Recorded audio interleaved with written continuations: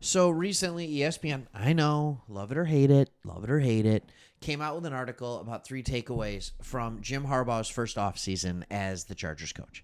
And when you come up with stuff like this, I think what it shows to me is just more proof, an even greater example of why the Chargers culture has completely flipped and has become one of the better cultures in the NFL, and how they are simply just being built differently than what you normally see. Remember, this is a coach that has turned it around everywhere he's gone. I don't think there's any reason to believe that a more humble version of Jim Harbaugh than we've seen 10 years ago, 15 years ago, won't do the exact same thing that he did at San Diego. All right? Won't do the exact college, all right? Won't do the exact same thing he did at Stanford. Won't do the exact same thing he did at San Francisco. Won't do the exact same thing he did at Michigan. And I know what you're thinking, what do you mean turn around at Michigan?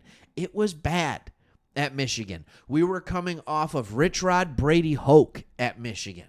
This was a team that was nowhere near even sniffing a college football playoff. Now we've been to 3 straight and won a championship. Nobody thought that could be done. And now he's going to go to the Chargers and do the same thing. All right. And one of the big critiques that I think is old news, I think it's played out and it's dumb, is the whole Jim Harbaugh war on the players, and the players got sick of playing for him at San Francisco. All right. Remember, year 1, they went to 13-3. All right. Back when the NFL was 16 games. And yes, it did start to wear on them. I get that. This is a different Harbaugh.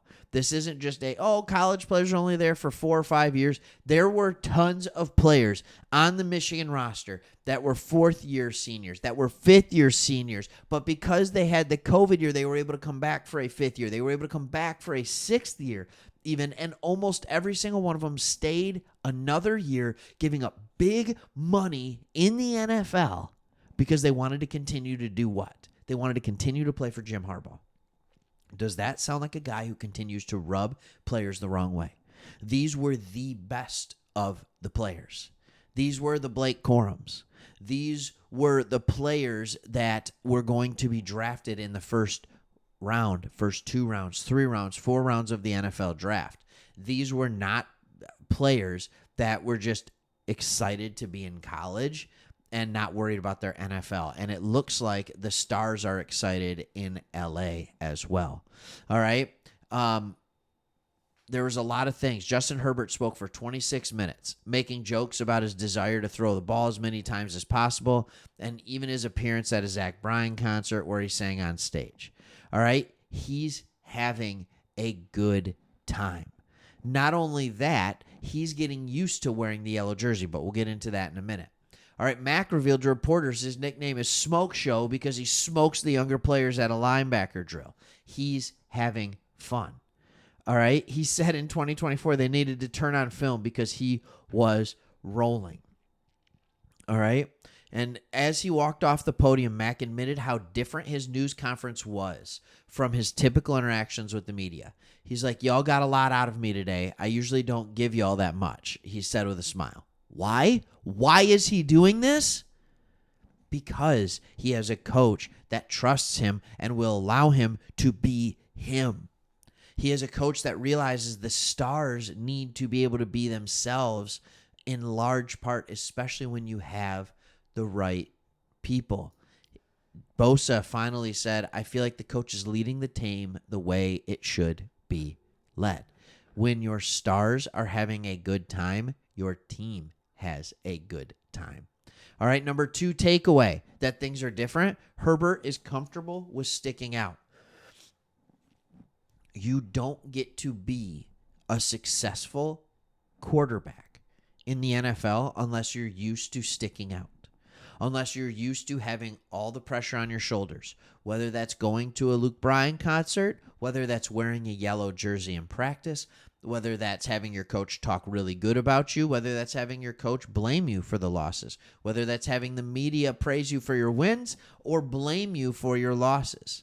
All right? We know in the Chargers world that everybody is going to talk about how good Herbert is. That was one of the things when we started this channel 5 months ago.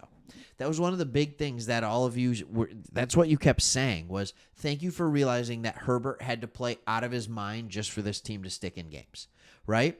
And that's what the fan base will do. But at the same time, when Herbert loses a playoff game, it'll be like, oh, we can't win the big game. You have to get used to that. And Harbaugh, the genius with Harbaugh is, I'm going to make him stick out in OTAs. I'm going to make him feel uncomfortable wearing a yellow jersey. I'm going to make him feel like he's a different part of this team, that he holds more responsibility. And it's just Harbaugh getting Herbert ready for the big show. It's getting him ready for what's going to happen this off season or during this regular season. And it's good. All right. They want to have that 2-yard halo around him. Herbert said it was his rule. So if it's his rule, Harbaugh, I'm following it. It doesn't matter what color it is. I'll wear it. He's bought in. He is bought in. And then I think the biggest, sorry. There you go. I did show it. I didn't think I had it showing for some reason. And then the last big one is that the rookies are making an impact. All right. We know that the Chargers had a large amount of draft picks last year. In fact, I believe they had 9 picks.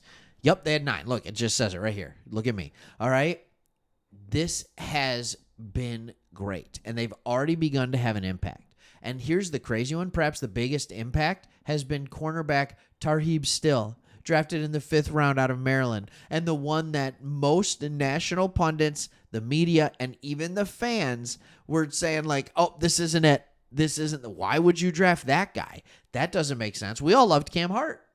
Like, we all thought Cam Hart was the steal. I think Chris did a video on Tarheeb Still just a few days ago. All right, it's good stuff. Harbaugh named first-round rookie Joe Alt among the 5 offensive linemen that separated themselves during camp. So that's another starter that you know you're going to have there.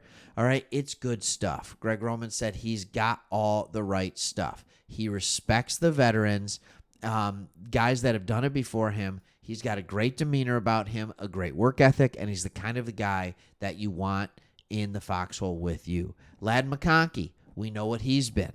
All right, the best route runner in camp. Like, I'll take it. Like, this is just the difference between a well-run organization. How many times, Chargers fans, have you heard, you're not hearing what you want to hear, and you're just hoping, man, I wish that rookie was a little further along in the process. Not today. Like, now the rookies are doing what they're supposed to be doing.